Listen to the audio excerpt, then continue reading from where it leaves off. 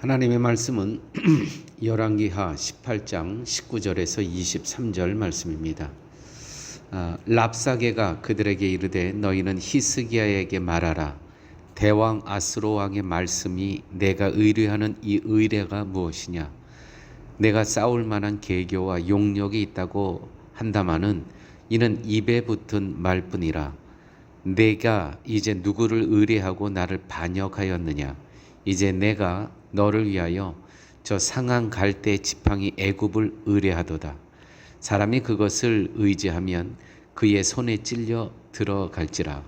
애굽의 왕 바로는 그에게 의뢰하는 모든 자에게 이와 같으니라.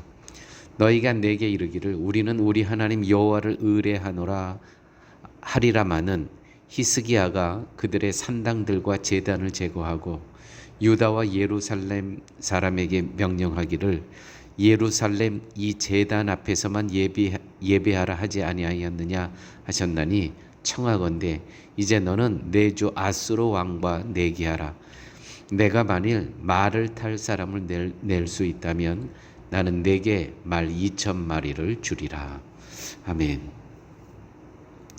본문은 아수르의 침략 앞에서 히스기야와 예루살렘 백성이 보여준 믿음의 태도를 통해서 오늘날 신앙인들이 세상의 도전 속에서 어떻게 하나님을 신뢰해야 하는지를 깊이 묵상하게 하는 그러한 본문입니다.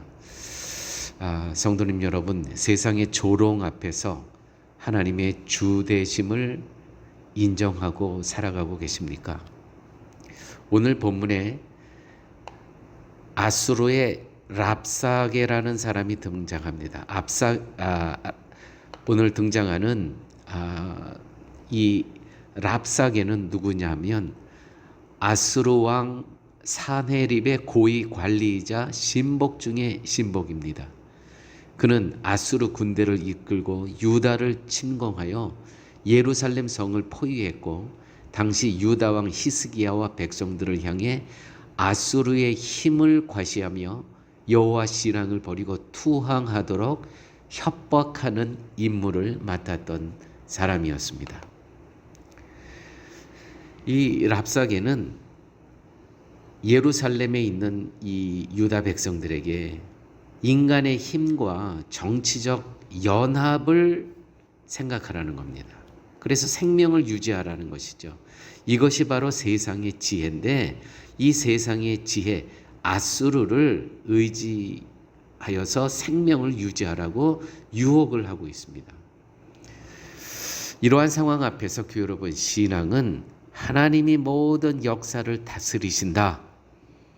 하나님이 역사의 주권자이심을 성도라면 믿어야 된다는 것이죠. 우리에게는 이런 유혹이 참 많이 옵니다. 현실을 보면 정말 손들고 투항하는 게 낫습니다.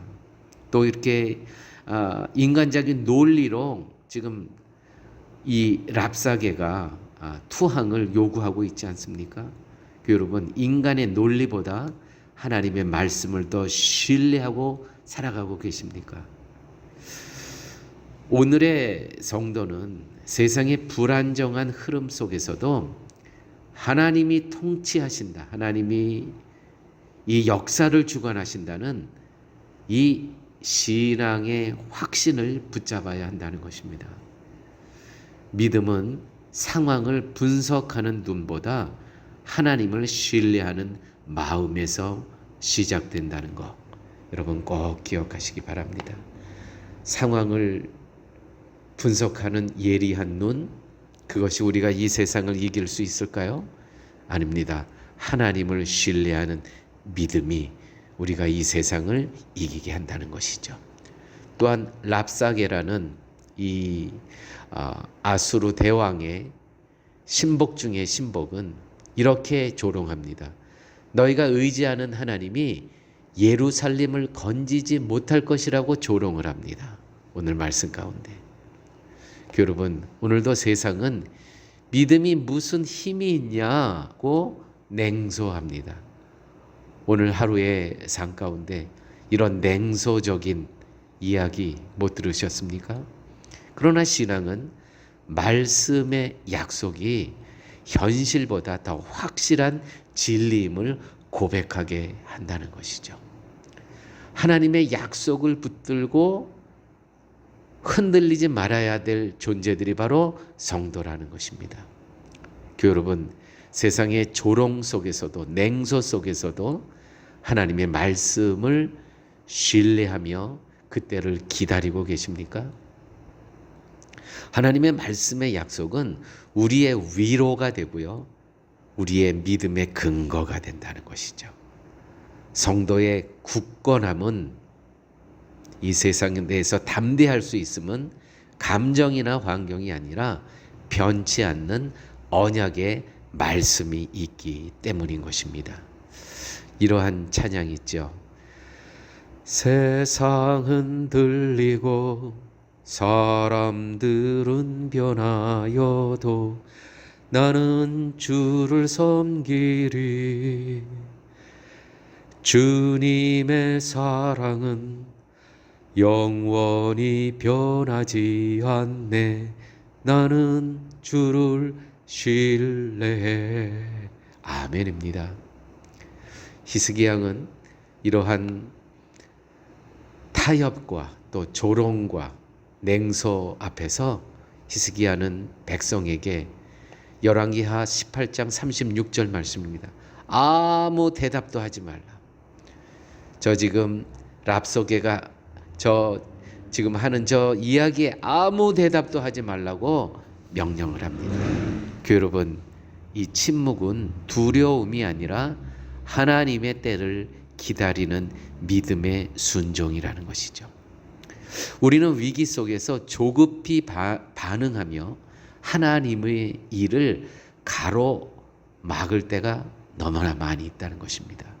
여러분, 신앙의 침묵, 이것은 곧 기도와 기다림이라는 것입니다. 그러므로 우리가 믿음의 삶을 살아갈 때 침묵의 시간 꼭 필요합니다. 이 기도의 시간이고요, 기다림의 시간이라는 것입니다.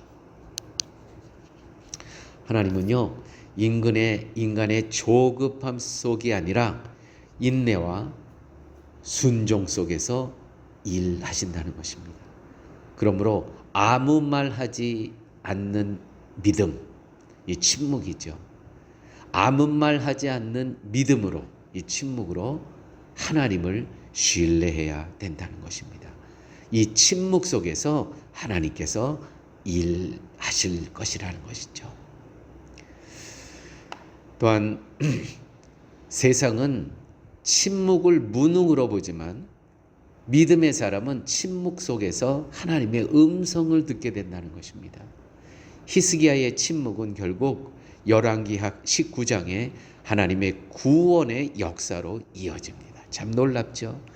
히스기야의 침묵이 하나님의 구원의 역사로 이어진다는 거예요. 그러므로 믿음의 침묵은 패배가 아니라 신뢰의 표현이라는 것입니다. 신뢰의 표현. 여러분, 세상의 조롱 앞에서 신앙을 하나하나 해명하기보다 하나님께 맡기며 묵묵히 기다리는 것이 참된 신앙인의 모습이라는 것 꼭 기억하시기 바랍니다. 기도하십니다. 아버지 하나님, 세상이 조롱하고 불안이 몰려올 때에도 우리의 마음이 주의 약속 위에 굳게 서게 하여 주시옵소서. 인간의 말보다 주님의 말씀을 신뢰하게 하여 주시고 조급한 판단보다 주님의 때를 기다리는 믿음을 허락하여 주옵소서. 우리의 침묵이 두려움이 아닌 순종이 되게 하시며 모든 위기 속에서도 오직 하나님의 주권을 찬양하게 하여 주시옵소서. 모든 말씀 예수님 이름으로 기도드렸습니다. 아멘.